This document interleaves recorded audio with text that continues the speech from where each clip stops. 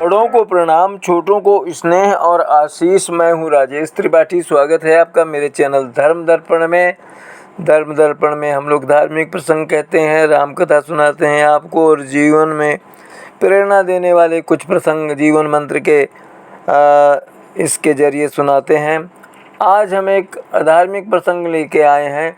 भगवान कृष्ण का एक नाम रणछोड़ भी है, उसमें कुछ लोग रणछोड़ दास भी कहते हैं। तो क्यों पड़ा यह नाम, यही आज के वीडियो का विषय है। कृष्ण का रणछोड़ नाम क्यों पड़ा। कृष्ण की लीलाएं अनंत हैं और अनेक हैं उनके नाम। कोई उन्हें कान्हा के नाम से जानता है तो किसी के लिए वे मनमोहन हैं। गोपियाँ उन्हें गिरधर गोपाल, गिरधर नागर, गोविंद, श्याम और सांवरिया कहती थीं। इनका एक नाम रणछोड़ भी है, रणछोड़ दास भी कुछ लोग इसमें कहते हैं। उनका यह नाम कैसे और क्यों पड़ा, क्या है इसके पीछे की कहानी, हमारे वीडियो का यही विषय है। कृष्ण भगवान विष्णु के 8वें अवतार थे। वे जो चाहे कर सकते थे और कई मौक़ों पर उन्होंने ऐसा किया भी। लेकिन एक ऐसा मौका भी आया था जब श्री कृष्ण को रणभूमि छोड़कर भागना पड़ा था, जिस वजह से उनका नाम रणछोड़ पड़ा। आप सोच रहे होंगे कि वे तो भगवान थे, फिर उन्हें किसी से भागने की क्या ज़रूरत थी। इसके पीछे एक बेहद ही रहस्यमय कहानी है। एक बार मगधराज जरासंध ने भगवान श्री कृष्ण को युद्ध के लिए ललकारा, लेकिन वह सिर्फ अकेले नहीं बल्कि उसने श्री कृष्ण के खिलाफ युद्ध के लिए यवन देश के राजा काल यवन को भी अपने साथ मिला लिया था। दरअसल काल यवन को भगवान शंकर से यह वरदान मिला था कि ना तो कोई यदुवंशी और ना ही कोई सूर्यवंशी उसको युद्ध में हरा सकता है। उसे ना तो कोई हथियार मार सकता है और ना ही कोई अपने बल से हरा सकता है। भगवान शंकर से मिले वरदान की वजह से काल यवन खुद को अमर और अजेय समझने लगा था। उसे लगने लगा था कि कोई भी उसे युद्ध में हरा नहीं सकता है और ना ही मार सकता है। जरासंध के कहने पर काल यवन ने अपनी सेना के साथ मथुरा पर आक्रमण कर दिया।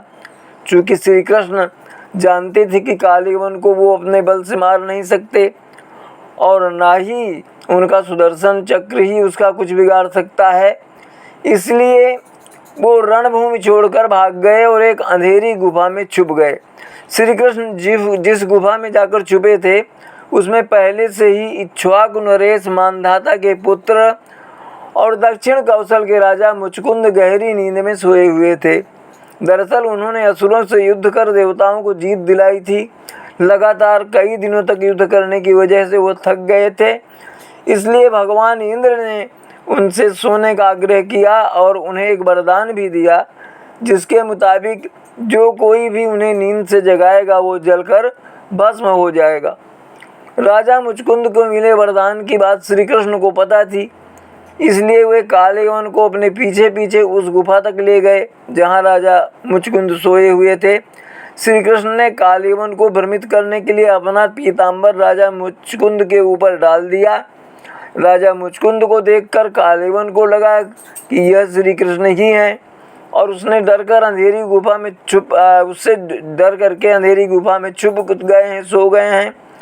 इसलिए उसने श्री कृष्ण समझकर राजा मुचकुंद को ही नींद से उठा दिया। अब राजा मुचकुंद जैसे ही नींद से उठे, काल यवन वहीं जलकर भस्म हो गया।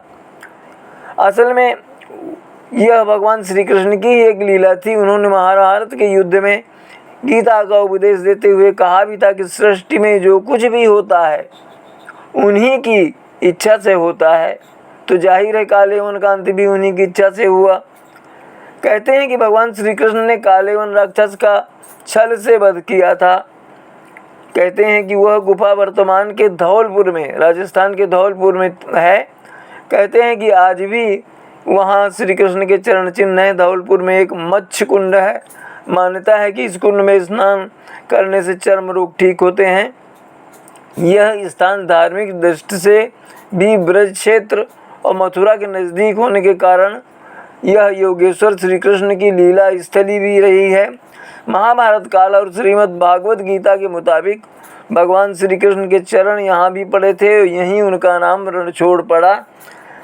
गीता के मुताबिक जब असुरों और देवताओं में युद्ध हो रहा था, तब युद्ध में लड़ते लड़ते महाराज मुचकुंद थक चुके थे, तो उन्होंने भगवान इंद्र से कहा कि वो बहुत थक चुके हैं, वो आराम करना चाहते हैं, उन्हें कोई ऐसा स्थान बतलाएं जहां उनको कोई परेशान न करे, वो आराम से चैन से सो सकें। तब भगवान इंद्र ने उन्हें धौलागढ़ धौलपुर की पर्वत श्रृंखला में यह गुफा बताई थी कि तुम वहां जाकर आराम कर सकते हो, वहां पर तुम्हें कोई परेशान नहीं करेगा, ना ही तुम्हारी नींद में बाधा पड़ेगी।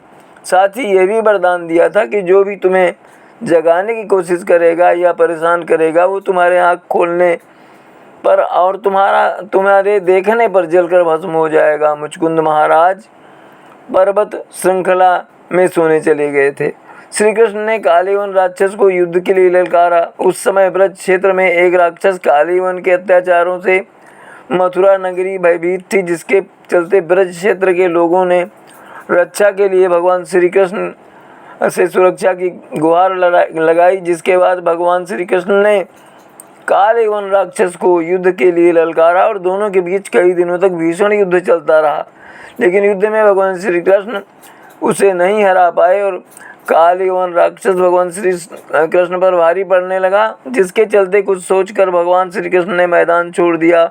तब से ही उनका नाम रणछोड़ पड़ा। धौलपुर में पहाड़ी पर बनी प्राचीन गुफा अब भी है, अब यहाँ मंदिर बन गया है। मुचकुंद महाराज के नेतृत्व में हुआ यज्ञ, कालीवन के वध के बाद भगवान श्री कृष्ण ने यहाँ पर यज्ञ कराया, जो मुचकुंद महाराज के नेतृत्व में हुआ। यज्ञ में 33 कोटि देवता और राजा महाराजाओं ने भाग लिया। यज्ञ के बाद मुचकुंद महाराज को भगवान श्री कृष्ण ने वरदान दिया कि कोई भी श्रद्धालु तीर्थ करने के बाद इस कुंड में स्नान कर लेगा, तब से उसकी तीर्थ यात्रा जो है सफल होगी। जिसके बाद कालीवन के अत्याचारों से पीड़ित ब्रजवासियों में खुशी की लहर दौड़ गई, जिसके बाद से ही आज तक मुचकुंद महाराज की तपोभूमि मुचकुंद में सभी लोग ऋषि पंचमी से देव छठ यानी देवसैनी जो एक यह छठ है, देव छठ तक कहेंगे, तक चलने वाले लक्खी मेले में स्नान करते आ रहे हैं, जहां इन नवविवाहित जोड़ों के सेहरे की जो कलगी होती है, ऊपर जो चोटी लगी रहती है ना सेहरे में, उसको सरोवर में विसर्जित कर उनके जीवन की मंगल कामना की जाती है।